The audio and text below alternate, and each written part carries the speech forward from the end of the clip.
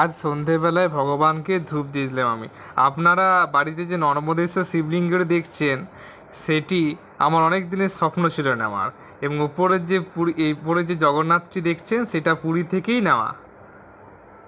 তাই এগুলোকে আমি রোজ সকাল সন্ধে ধূপ ধূপ দিয়ে থাকি, পুজো করে থাকি। এবং আজকে সন্ধেবেলায় হঠাৎ মন করলো চা খেতে, তাই গ্যাসটা ধরিয়ে নিলাম এবং তাতে গরম জল চাপিয়ে কিছুটা পরিমাণ চা পাতা তার মধ্যে ঢেলে দিলাম।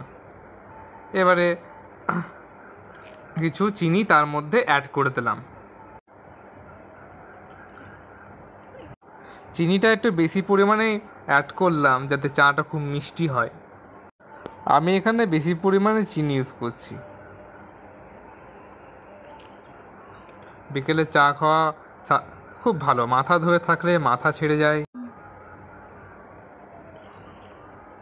না হয়ে গেল, এবার চায়ের দেখুন চা ফুটছে এবার, এবং চা ফুটেছে এবং আমি চাটি গ্যাসটা একটু লো ফ্লেমে করে রেডি হয়ে গেল বিকেলের টিফিন, পাঁপড় ভাজা আর চা।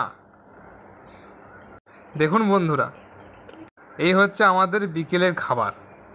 তোমরা এমনি মাঝে সাঝে করে খেতে পারো, দারুণ লাগে খেতে, মাথাও ছেড়ে যায়, আর বিকেলবেলা যে খিদে খিদে ভাবটি থাকে সেটিও দূর হয়। নমস্কার।